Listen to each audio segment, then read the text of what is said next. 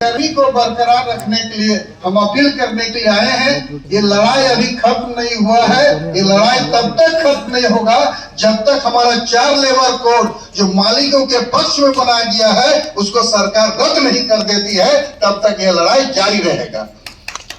और इसलिए साथियों, अभी हम लोग के समर्थन में और सीपीआईएम के आह्वान पर 24 मार्च को दिल्ली में लाखों लाख लोगों का जो है सो मार्च का आह्वान किया गया है। ये पार्लियामेंट के सामने में ये लाखों लाख लोग जाकर मजदूर किसान रैली है। ये कोई राजनीतिक दल का नहीं है, बल्कि हिंदुस्तान के मजदूर और किसानों का मांगों को लेकर ये रैली है। इसमें एक नंबर मांग है जो मालिकों के पक्ष में बनाए गए मजदूर विरोधी लेबर कोड उसको रद्द करना है। किसानों के लिए जो काला कानून बनाया गया उसको रद्द करना है। और व्यापारिक समझौता के तहत जो अमेरिका के साथ जो व्यापारिक समझौता किया गया है जो भारत के खिलाफ में है, भारत को गुलाम बनाने वाला है। आज अमेरिका तय करता है कि भारत किस देश से तेल खरीदेगा, नहीं खरीदेगा, किस देश से तेल नहीं लेना है। अगर ये अमेरिका तय करेगा तो भारत का संप्रभुता आज खत्म हो गया और इस तरह से देश हमारा आज आजाद नहीं, आज गुलामी की ओर बढ़ रहा है। इन तमाम चीजों के खिलाफ में और अभी जो युद्ध हो रहा है तेल के खनिज पर कब्जा करने के लिए अमेरिका के द्वारा एक तरफा युद्ध घोषणा कर दिया ईरान के ऊपर में और उनके तमाम लीडरों को मार दिया, टॉप कमांडर को मार दिया। लेकिन वहां के हम खमीनी को सलाम करते हैं जिन्होंने देश के संप्रभुता के लिए अपना जान का कुर्बानी दे दिया और आज उनका बेटा सत्ता को संभाला है। उन्होंने कहा कि एक भी ईरानी बचा रहेगा तब तक ये युद्ध चलता रहेगा, अमेरिका के सामने में कोई हम लोग झुकेंगे नहीं। और जिसका नतीजा आज पूरे दुनिया के अंदर में गैस सप्लाई, पेट्रोल और डीजल का सप्लाई बंद है और इसके चलते हाहाकार है। हिंदुस्तान में करोड़ों लोग बेकार हो गए, कोई आपका होटल, रेस्तरां, गाड़ी घोड़ा सब बंद हो गया है। इसलिए साथियों एक भयावह परिस्थिति है। इस परिस्थिति में हम लोग ये दिल्ली मार्च का कॉल किया है।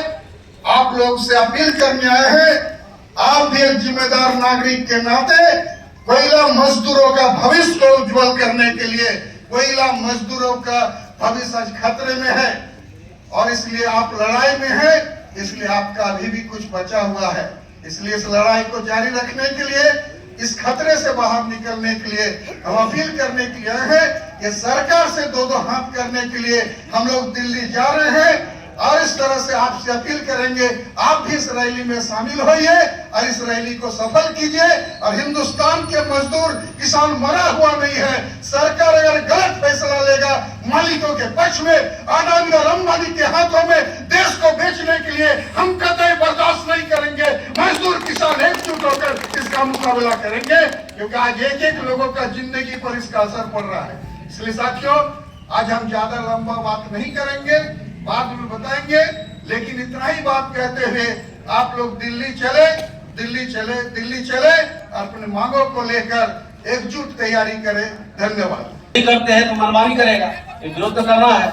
हम यहाँ यूनियन चलाते हैं, मैनेजमेंट से कौन लड़ेगा? विपक्ष लोग लड़ता है, सरकार लोग नहीं तो समझता है कि सब ठीक कर रहा है, लेकिन हम लोग विपक्ष का यूनियन लड़ते हैं मैनेजमेंट से और जोर पर हड़ताल करते हैं।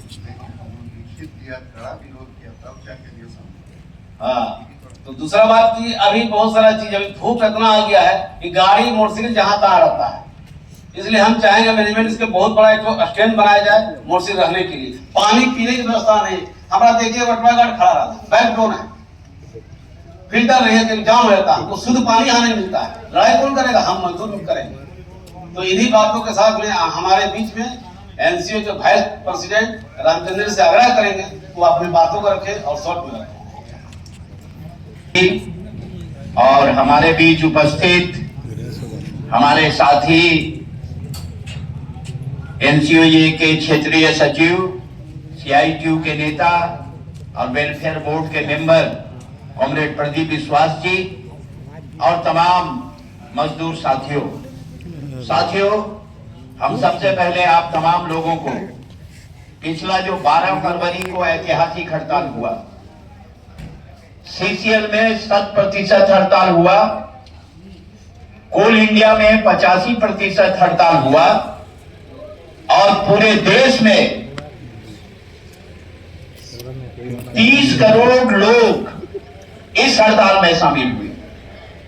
इसलिए यह हड़ताल अभी तक जितना हड़ताल हुआ था उन सभी हड़तालों से मजबूत और ऐतिहासिक हड़ताल था।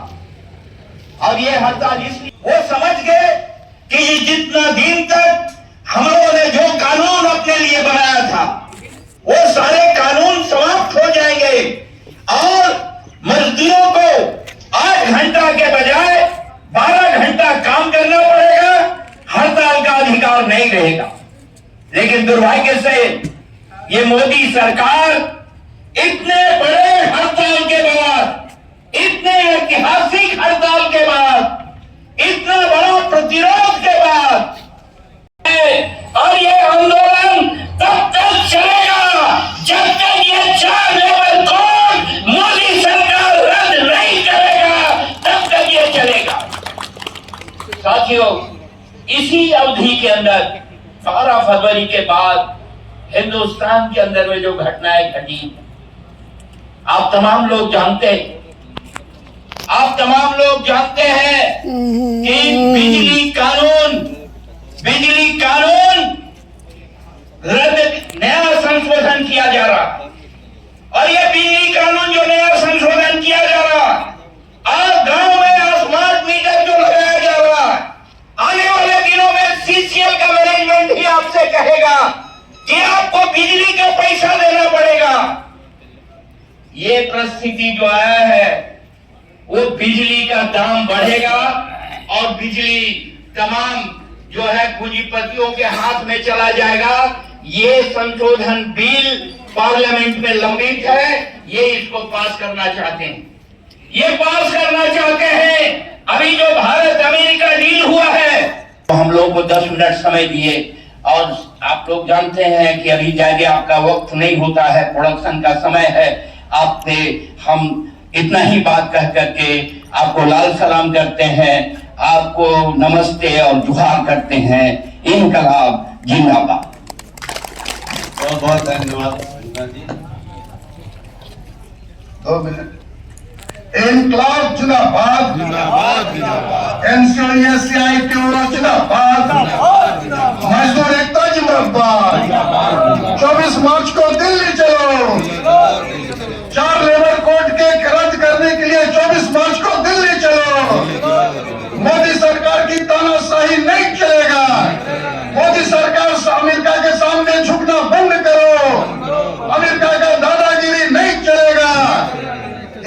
इनकलाब, मजदूर एकता। समाप्त की जाती है। धन्यवाद।